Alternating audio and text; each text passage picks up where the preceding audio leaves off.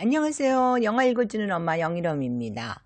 오늘은 제가 최근에 우연히 잊고 있었던 고전 영화를 한 편 보았는데요. 모처럼 보았는데도 재미가 있어서 여러분께 소개해 드리려고 해요. 원 제목은 The Apartment인데요. 우리나라에서는 아파트 열쇠를 빌려드립니다로 번역을 하였네요. 1960년 개봉작으로 60여 년 전의 흑백 영화이지만 장르가 로맨스, 코미디, 멜로라 그런지 아주 재미있으며 지금 보아도 전혀 지루하지 않은 내용이라 혹시 고전 영화에 관심이 있다면 꼭 보라고 추천하고 싶어요. 줄거리를 간단히 소개하면요. 영화 속의 시간적 배경은 1959년, 지리적 배경은 미국 최대 도시인 뉴욕의 중심지에 있는 엄청 큰 대형 보험회사이고요. 중심 인물은 그곳에서 일하고 있는 백스터라는 말단 직원이죠.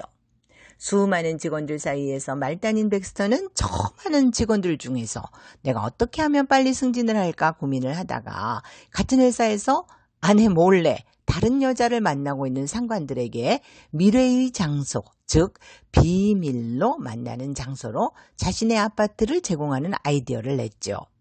그러니까 그런 힘 있는 상관들에게 편의를 제공하면 반드시 그 대가로 승진을 할 수 있을 것이라 믿었지요.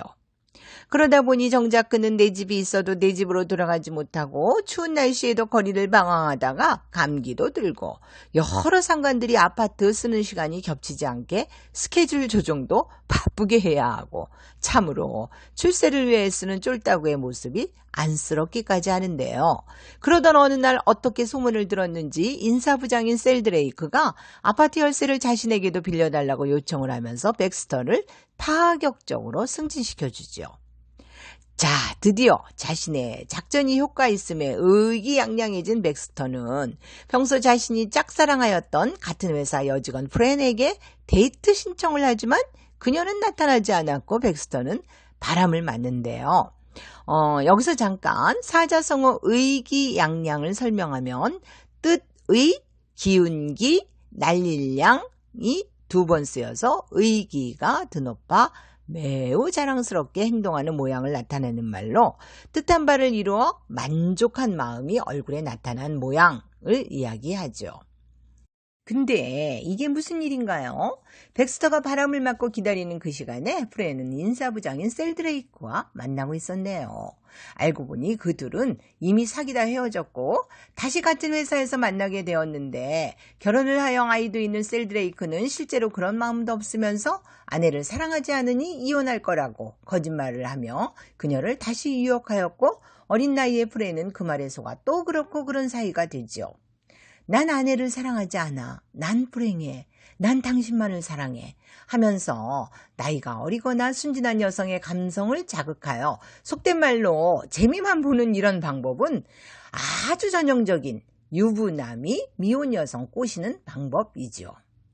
그리고 우연히 백스터는 자신이 좋아한 짝사랑 프렌이 인사부장과 그렇고 그런 사이라는 것을 알게 되고 큰 충격을 받지만 승진이라는 달콤한 유혹에 다시 한번 인사부장에게 아파트 열쇠를 빌려주게 되고 인사부장과 프렌은 크리스마스 이브에 백스터의 아파트에서 은밀한 데이트를 즐기지만 막말로 재미만 본 셀드레이크는 프렌이 준비한 크리스마스 선물 따위는 챙기지도 않고 마치 잠자리 제공의 대가인 양 돈 100불을 주고 집으로 돌아가죠.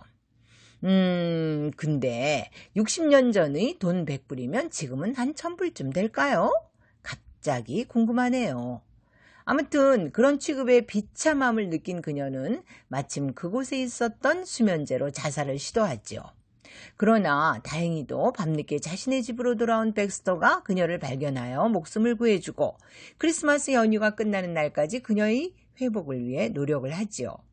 프렌을 짝사랑하는 백스터는 그녀의 안타까운 처지에 화를 내며 그녀가 셀드레이크라는 그 유부남 때문에 상처받지 않게 여러모로 배려를 하는데요. 우연히 백스터의 돌봄을 받으며 시간을 같이 보내게 된 프렌은 그의 친절함에 호감을 느끼지만 다시 일상으로 돌아가고 셀드레이크는 아파트 열쇠를 더 이상 빌려줄 수 없다는 백스터에게 또 한 번 고속 승진을 제안하지만 백스터는 셀드레이크의 제안을 거절하고 자신의 아파트로 돌아와 짐을 정리하는데요. 같은 시간 백스터가 회사를 그만두었다는 이야기를 들은 프렌은 순간 자신을 순수하게 사랑해주는 남자는 백스터임을 깨닫게 되고 떠나는 그를 잡기 위해 백스터의 아파트로 달려오고 결국 영화는 해피 엔딩이 되지요. 자, 이제부터 엄마의 생각입니다. 이 영화를 보면 말단직원 백스터는 생존 경쟁에서 지지 않으려고 정말 별 수단을 다 동원하여 자신의 출세길을 찾네요.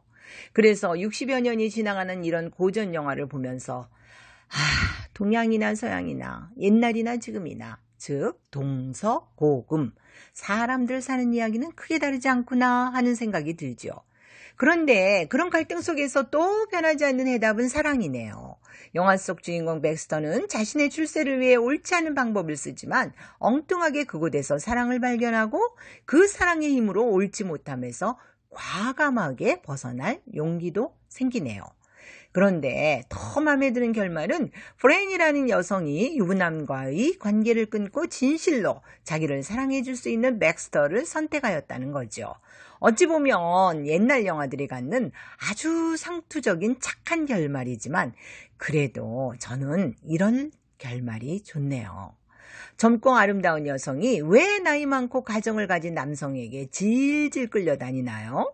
그건 사랑도 뭣도 아니고 그저 가스라이팅이 아닐까요? 이 영화의 인사부장으로 나오는 셀드레이크라는 인물은 교묘하게 상대의 심리를 이용하여 자신의 욕구를 채우는 아주 나쁜 사람이죠. 우리가 살다 보면 어떤 상황이 마치 그물에 걸린 고기처럼 몸부림칠수록 더욱더 나빠지기도 하는데요.